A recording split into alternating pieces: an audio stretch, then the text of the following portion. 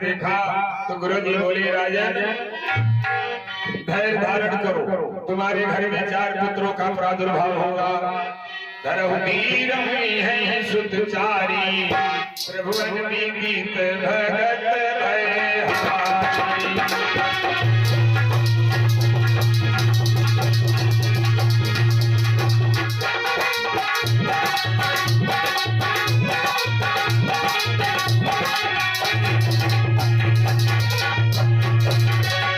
धारण करो, तुम्हारे यहाँ 4 पुत्रों का प्रादुर्भाव होगा, लेकिन इसके लिए तुम्हें पुत्रेष्ठ यज्ञ करनी पड़ेगी। सरंगी ऋषि को बुलाकर समय आया, सरंगी ऋषि को बुलाया गया, यज्ञ प्रारंभ हुआ। भगत सहित मुनि आहुति दीने, प्रगटे अग्नि करो कर लीने।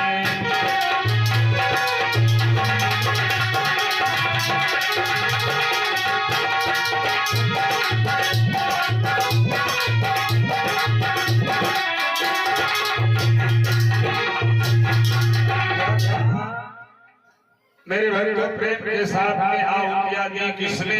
राजा से कोई मतलब नहीं है। सरंगी ऋषि मंत्र पढ़ रहे हैं और गुरुदेव वशिष्ठ आहुतियां दे रहे हैं। प्रेम के साथ में जब यज्ञ पूर्ण हुआ, अंत में लास्ट में आहुतियां दी गई काहे की? यानी पापड़ और खीर को एक में मिला करके जब आहुतियां दी गई, अग्निदेव ने उस प्रसाद को साधारण ग्रहण किया और एक सोने के पात्र में हवी चरु खीर को लेकर के सामने प्रकट हो गए। बोले राजा ने प्रसाद लो और अपनी रानियों में यथा योग वितरण कर दो। राजा ने क्या किया उसी समय?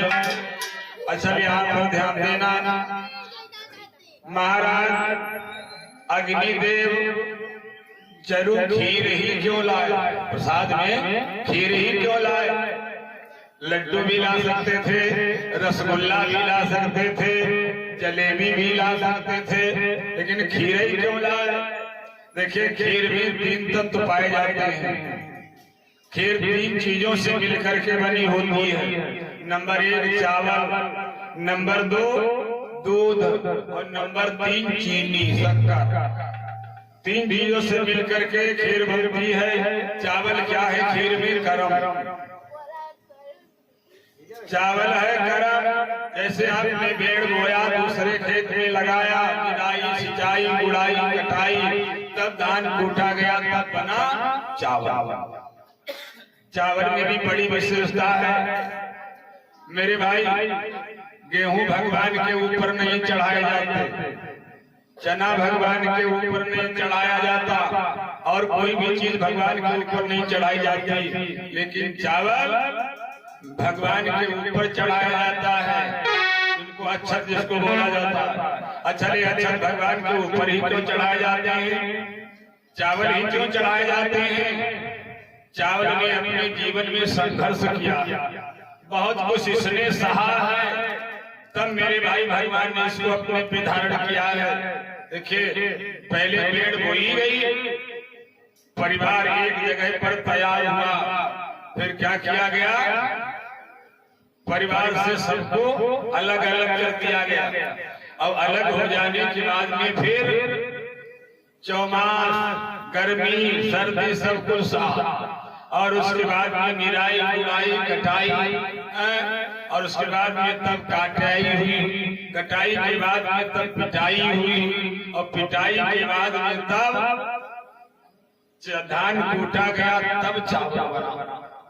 तो इतना जब संघर्ष किया तो भगवान ने सोचा इससे ज्यादा श्रम करने वाला और कोई नहीं है। भोले बाबा ने तत्काल उन अक्षतों से कहा जाइए तो मेरे को प्रिय होगे, जहाँ कहीं पर भी मेरी पूजा होगी तो मेरे ऊपर अक्षत के रूप में तुम सादर आओ। तो इसलिए चावल हो गया कर्म, और नंबर 2 में है दूध। दूध मेरे भाई पावन है, पवित्र है। कैसा पावन पवित्र है? जैसे ज्ञान जिसके पास आ जाता है, ज्ञान खुद अपने में पावन पवित्र होता है, और जिसके पास पहुंच जाता है उसे भी पावन कर देता है। इसलिए ज्ञान हो गया आपका दूध। और नंबर 3 जो चीनी शक्कर पड़ती है वो है भक्ति, जिसको मिठास कहते हैं। ज्ञान, कर्म और भक्ति, ये 3 चीजें खीर में पाई जाती हैं। और विशेषता एक, तीनों का रंग एक ही है। चावल भी सफेद है, दूध भी सफेद है और चीनी भी सफेद है। तो इसलिए मेरे भाई ये 3 चीजें खीर में पाई जाती हैं। आज भी हमारे यहाँ का नियम है, लोग कहते हैं चलो भाई तुम्हारी आलू भंडारे में नहीं खाऊंगा, 1 प्लेट खीर ले लिया, खीर खा लो। खीर क्यों लोग खाते हैं कि खीर में 3 चीजें हैं, ज्ञान, कर्म और भक्ति। खीर को जो भी आलू भंडारे में प्रसाद के रूप में पा लेता है उसे तीनों चीजें मिल जाती हैं, कर्म, ज्ञान और भक्ति। इसीलिए अग्निदेव खीर को लेकर के आ गए, बोले राजा ने प्रसाद लो, अपनी रानियों में बांट दो। राजा ने क्या किया? राजा सगर निवास बुलाई, राजा सगर निवास बुलाई, राजा सगर निवास बुलाई, के समय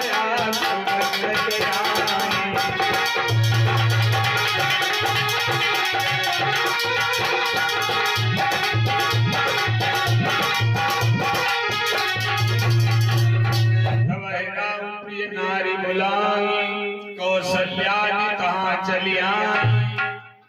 वैसे 760 रानियां हैं महाराज के, लेकिन 3 परम प्रिय रानी हैं, कौशल्या, केकई और सुमित्रा। तीनों रानियां आ गई। महाराज दशरथ प्रसाद का वितरण करने लगे। अच्छा, प्रसाद बांटने वाले को होशियारी से प्रसाद बांटना चाहिए और प्रसाद लेने वाले को भी होशियारी से लेना चाहिए। अच्छा, और प्रसाद बांटने वाले की क्या होशियारी, जहाँ तक उसकी नजर जाए वहां तक प्रसाद से कोई वंचित नहीं रहना चाहिए। नंबर 2 में प्रसाद बांटने वाले को हमेशा कभी भी प्रसाद बांटते समय पक्षपात नहीं करना चाहिए। जैसे किसी ने कह दिया आज केला बटेंगे, जैसे किसी ने कहा आज कथा में केला बटेंगे, अब बांटने वाला क्या कर रहा है, उसी के घर का लड़का बैठा है, ले बुआ के लिए लिया जा, एक अपनी मम्मी के लिए, एक तू ले 3 दे दिया, पक्षपात कर दिया। अगर पक्षपात से प्रसाद बांटा गया तो मेरे भाई ये बात ठीक नहीं है, गलत है बांटने वाले के लिए। प्रसाद पक्षपात देख करके नहीं बांटना चाहिए, प्रसाद को भाव से बांटना चाहिए, प्रसाद से कोई वंचित नहीं रहना चाहिए। आज राजा प्रसाद का वितरण करने लगे। कैसे बांट रहे हैं समझाऊंगा, ऐसे तो बात बढ़िया समझ में नहीं आएगी। एक उदाहरण से समझा दो तो बात समझ जाएंगे आप। इसको आप प्रसाद मान लेंगे, प्रसाद है। राजा ने इसके 2 भाग कर दिए, एक भाग दे दिया बड़ी रानी कौशल्या को, एक भाग बचा। राजा ने इसके फिर 2 भाग कर दिए, एक दे दिया कैकेयी को, एक भाग बचा। राजा ने फिर इसके 2 भाग किए, एक दे दिया कौशल्या को, एक दे दिया सुमित्रा को। प्रसाद का वितरण हो गया, लेकिन अभी एक रानी शेष है। कौन? सुमित्रा। राजा ने ये क्या किया? कौशल्या को डबल दे दिया, कैकेयी को डबल दे दिया, सुमित्रा को प्रसाद क्यों नहीं दिया? क्या ये रानियां लड़ने झगड़ने वाली थी या अपना हक जमा करके राजा से डबल प्रसाद ले लिया? और सुमित्रा जी कुछ बोल भी नहीं रही है। शायद ऐसी स्थिति में और कोई देवी होती तो यही कह देती आनो मोल गुलिसा है वही। कैकेयी ने कह दिया था महाराज दशरथ से, क्या मेरे को मोल खरीद करके नहीं लाए हो, ना तो तुम्हारे साथ में भाग करके आए हो। सुमित्रा जी ने कुछ नहीं कहा, और कोई होती तो कह देती सुमित्रा जी चुपचाप बैठी हैं क्यों? याद रखना, जिसके जीवन में धैर्य होता है, जिसके जीवन में धैर्य होता है, वर्तमान में भले उसे न लाभ दिखे, लेकिन समय आने पर उसे डबल लाभ होता है। सुमित्रा जी बैठी हैं, कुछ नहीं बोली। कौशल्या ने देखा हमारे पास डबल भाग आ गया। जब जब प्रसाद का नियम है, प्रसाद डबल नहीं लेना चाहिए, लेकिन लोग बेईमानी कर ले। कहा जो तो भगवान है प्रसाद है, कोई बात ना, बेईमानी कर ले। हाँ, आप बेईमानी कर सकते हैं प्रसाद की, अपने लिए नहीं दूसरे के लिए। कौशल्या ने देखा डबल भाग आ गया, सुमित्रा को एक भाग दे दिया। बोली बहना तुमने जो प्रसाद दिया है, इससे जो संतान होगी मैं तुम्हारे पुत्र की सेवा में लगा दूंगा। कैकेयी ने देखा हमारे पास में डबल भाग है, उसने भी एक भाग दे दिया सुमित्रा को। सुमित्रा ने प्रसाद पाया। बोली बहना तुमने जो प्रसाद दिया है, इससे जो संतान होगी मैं तुम्हारे पुत्र की सेवा में लगा दूंगी। भक्तों समय आया, तीनों रानियां हर्षित हैं। यही विधि गर्भ सहित सब नारी, बसई भवन हर्षित सुख। जब से रानियों ने प्रसाद पाया है, रानियां बड़ी आनंदित हैं। रानियों को इस बात का एहसास हो रहा है कि मेरे उदर में गर्भ है। यही विधि क्या हुआ, या दिन ते हरि गर्भ आए, सकल लोक सुख संपत्ति पाए।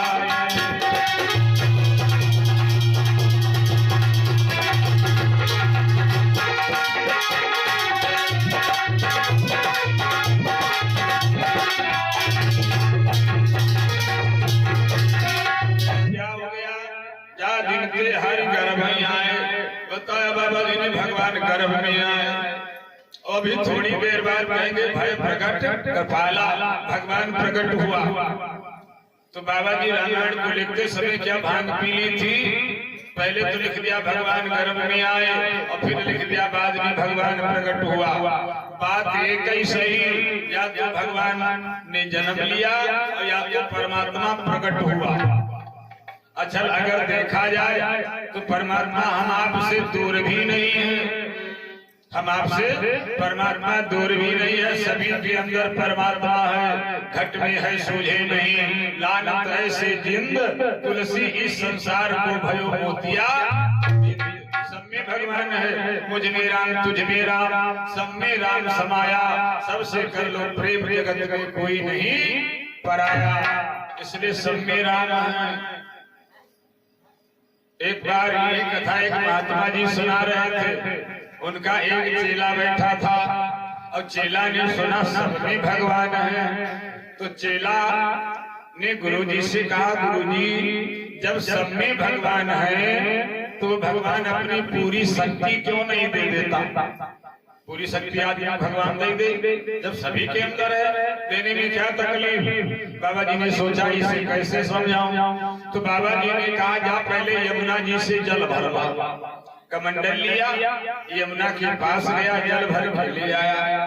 गुरुजी ने कहा आ गया, हाँ क्या लाया है? बोला यमुना का जल। गुरुजी ने देखा, कहा बेटा यमुना जी का जल ही नहीं है। चेला फिर भागा भागा गया। माह का महीना, कड़ाके की ठंड, और बीच धारा में पहुंचा। बीच धारा से जल लेकर के आया। गुरुजी बोले ले आए? हाँ क्या लाए हो? यमुना जी का जल। गुरुजी ने देखा का यमुना जी का जल ही नहीं है। चेला बोला मैं गया था लेने, आप मैं यमुना जी से जल लाया हूँ। एक बार मैं 2 बार लाया, और आप कह रहे हो यमुना जी का जल ही नहीं है।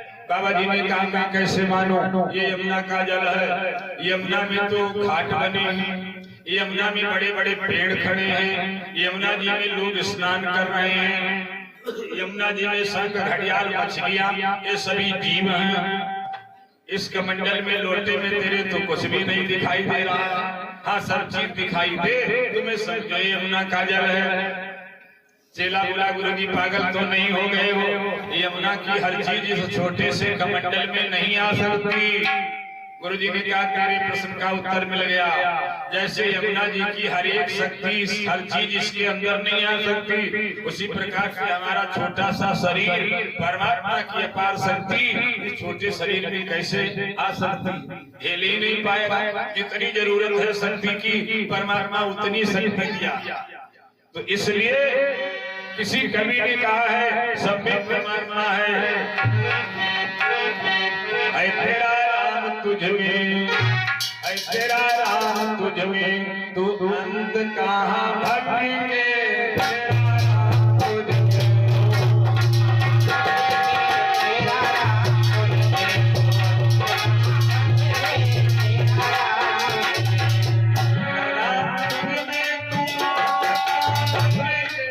तेरा राम तुझ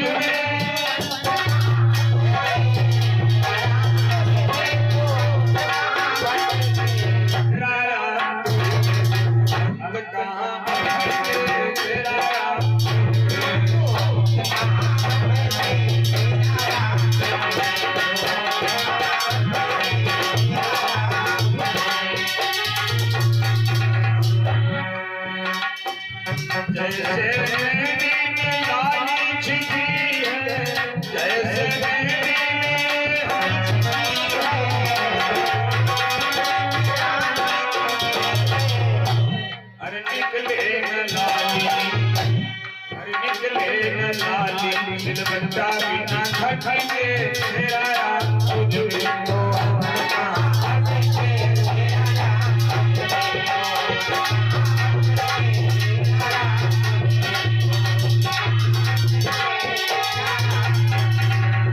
जैसे सकर बसत गंगा में जैसे सकर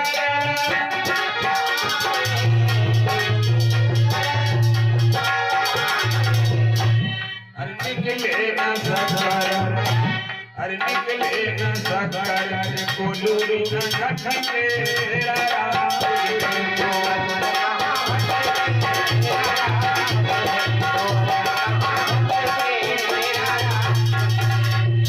इसलिए तेरा राम तुझ में अंत काम हटके।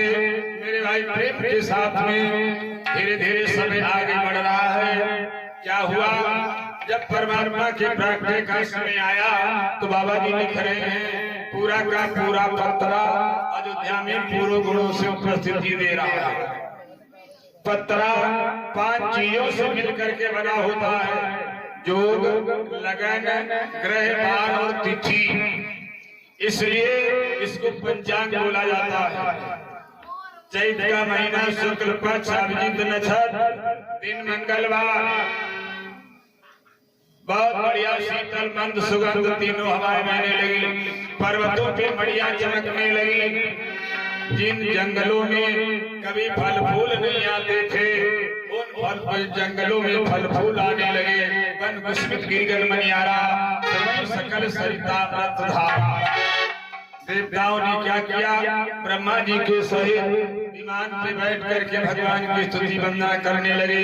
विमल सलिल संकुल सुरजू था कावई गुण गंधर्व बरु था परसई सुमन सुवंजन साजी कही कही गगन दुंदुबी। देवता लोग भगवान की स्तुति करने लगे। प्रभु अब आप शीघ्र धराधाम पे अवतार लो। शुभ समूह विनती करके चला गया। सुर समूह विनती कर पहुँचे निज निज धाम। जग निवास प्रभु प्रगटे अखिल लोक विश्राम। बोले सच्चिदानंद भगवान की जय। जय श्री भगवान। मैया के यहाँ एकांत कमरे में बैठी है। मैया भगवान का ध्यान कर रही है। जय श्री भगवान चतुर्भुजी मूर्ति में प्रकट हुए। मैया कौशल्या ने भगवान को देखा। प्रकट कृपाला दीन दयाला कौशल्या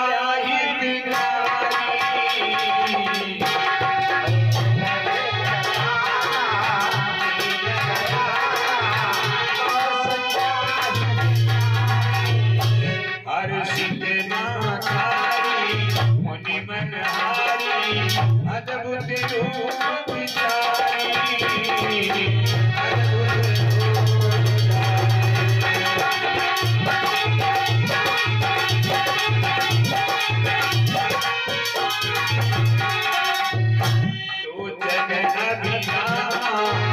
घन श्यामा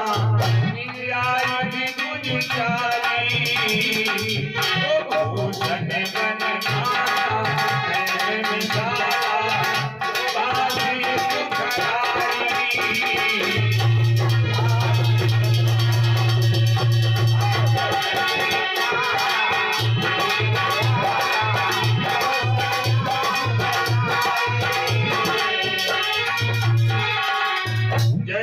भगवान मैया के सामने चतुर्भुजी में प्रकट हुए। मैया ने भगवान की तरफ पीठ कर दी। भगवान बोले मैया तुमने मेरी तरफ पीठ क्यों कर दी? पीठ तो दुश्मन को भी नहीं दी जाती है। मैया बोली पीठ नहीं देती तो क्या करती? भगवान बोले मैया क्या मेरे में कोई कमी है, कोई गलती है, कोई भूल है? बोलो सुधार होगा। मैया ने कहा पहले एक बात बताओ, तुम्हें चार चार बाहें लगा करके आए हो, अगर किसी दासी ने देख लिया अभी पूरे नगर में ढिढोरा पीट लेगी, कहना कौशल्या के लाला हुआ लाला हुआ। अब अगर किसी ने पूछ लिया बहना कौशल्या के लाला हुआ तो कैसा हुआ, तो कहेगी कहने को खाली लाला हुआ, कौतुकी पैदा हो कौतुकी, चार चार बाहें लगा करके आया है। तो भगवान बोले क्या करें? मैया ने कहा मैंने कहा था शिशु की जय शिशु लीला अति प्रिय शीला या सुख परम अनुपा। भगवान बोले तो क्या बच्चा बनना पड़ेगा? माँ ने कहा हाँ। भगवान शिशु बन गए और जैसे शिशु बने मैया ने फिर भी गोद में नहीं उठाया। भगवान फिर बोले मैया क्या अभी कोई भूल है? माँ ने कहा हाँ। एक बात बताओ, जब बच्चा पैदा होता है तो क्या वो तुम्हारी तरह बातें करता है? जैसे तुम बप्पन बना कटर कटर लगाए पड़े हुए घंटा। भगवान बोले क्या करें? मैया ने कहा पहले बोलना बंद करो। भगवान ने बोलना बंद कर दिया, फिर भी मैया ने गोद में नहीं उठाया। भगवान सोचने लगे मैया ने बोलना भी बंद कर दिया और गोद में भी नहीं उठा रही। कुछ देर इंतजार किया, फिर भगवान बोले मैया अब क्यों नहीं गोद में उठा रही हो? अब भी कोई भूल? मैया बोली हाँ। जब बच्चा पैदा होता है तो रोता है, तुम रोए हो? भगवान बोले मैं तो दुनिया को रुलाता हूँ, संसार को रुलाता हूँ, मैं कभी नहीं रोया, मैं कैसे रो सकता हूँ? मैया ने कहा आज रोना पड़ेगा, आज रोना पड़ेगा। जैसे माँ का आदेश हुआ भगवान एकदम कायम होकर के चिल्ला पड़े और जैसे चिल्लाए और सुनी शिशु रुदन परम प्रिय वाणी,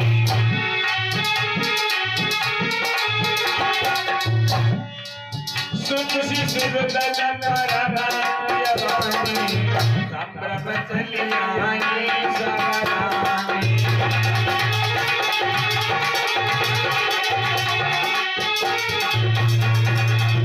जैसे भगवान रोए, भगवान करुणा सुन करके दासियां रानियां दौड़ करके आई।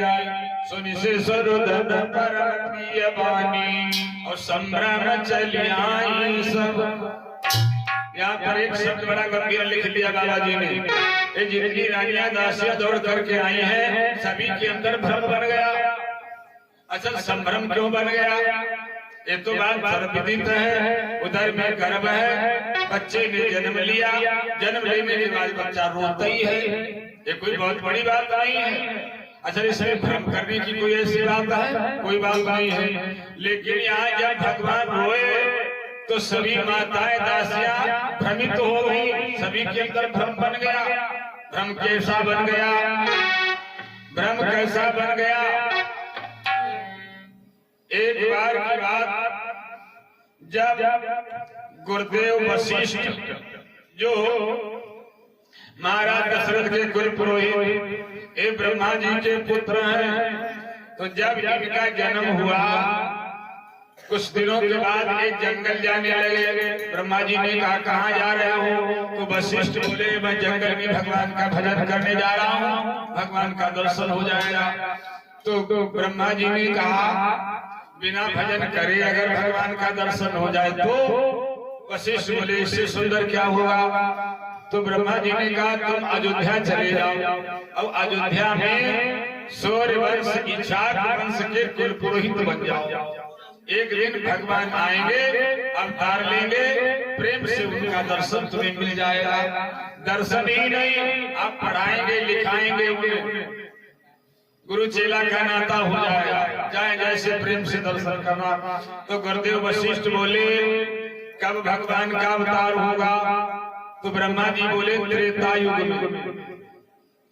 तो वशिष्ठ बोले तब तो बहुत लंबा इंतजार करना पड़ेगा, क्योंकि इस समय युग कैसे गिने जाते हैं, पहले सतयुग पहले सतयुग फिर त्रेता फिर द्वापर तब कलयुग आज के समय में। अब पहले युग कैसे गिने जाते थे, सतयुग के बाद में आता था द्वापर, और द्वापर के बाद तब त्रेता आता था, त्रेता तीसरे नंबर पर, द्वापर का मतलब 2, त्रेता का मतलब 3। तो पहले सतयुग फिर द्वापर फिर त्रेता तब कलयुग था। तो कहा महाराज सतयुग चल रहा है, सतयुग के बाद में आप एक काम कर दे तो मैं कुल पुरोहित बन जाऊंगा। कहा बताओ क्या करना है। कहा जो दूसरे नंबर में द्वापर है इसे उठा करके तीसरे नंबर पे ले जाओ, और तीसरे नंबर का जो त्रेता है उसे उठा करके दूसरे नंबर पे लगाओ, तो मैं जाकर के कुल पुरोहित बन सकता हूँ। ब्रह्मा जी ने क्या किया, उसी समय मेरे भाई द्वापर को तीसरे नंबर में और त्रेता को दूसरे नंबर में ले आए। प्रेम के साथ में देश युग बदला। गुरुदेव वशिष्ठ मेरे भाई आकर के अयोध्या के कुल पुरोहित बन गए, और जब अयोध्या के कुल पुरोहित बने, लेकिन यहाँ पर एक बात कही थी ब्रह्मा जी से वशिष्ठ ने, मैं कैसे जानूंगा कि ये भगवान आए हैं, भगवान की पहचान क्या होगी।